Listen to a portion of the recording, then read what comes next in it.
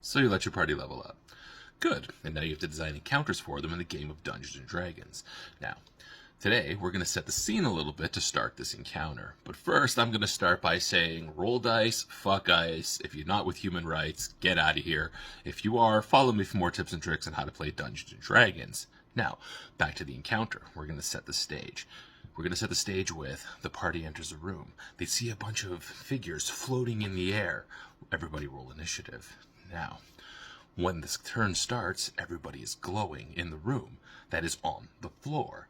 And when they start their turn, they're going to take some amount of force damage equal to what is appropriate for their level. If they're level 3 or 4, maybe it's a d6. If they're level 19 or 20, maybe it's 10d6, depending on what you feel they should be taking to kind of scare them.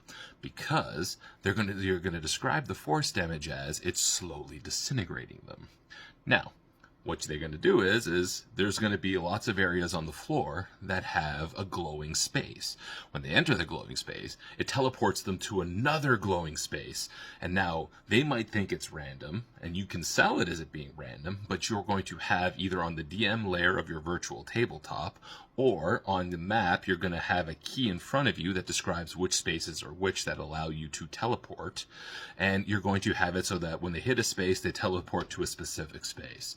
And that is going to end the glow. Then at the start of their next turn, they start to glow again. Because you want them to have to figure out that they have to teleport around using either the spaces on the floor or their own teleportation abilities, which is why I suggest level 3 is the lowest. It gives them access to Misty Step.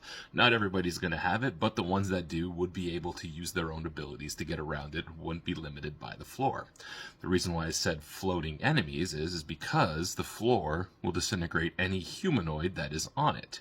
Humanoids will consist of the majority of your party. You can also kind of have it incorporate fey creatures and stuff like that. If you have a fey party, you can kind of stipulate whatever you want it to. But effectively, you're going to have some creature type, like undead, for example, that is unaffected by the disintegrator floor. That way you can have things kind of impeding the party on the floor. You can have things that are floating in the air like beholders or enemy mages or such, that things that have hover and can hover to pepper the party as the encounter is going on. It's going to make a very dynamic encounter that is also somewhat dangerous because disintegration effects terrify players because it's very hard to come back to life when you've been disintegrated. You're limited to something like True Resurrection or Wish. But Wish is a little bit more dangerous. I'm Adapt. Follow me for more tips and tricks on how to play high-level Dungeons & Dragons.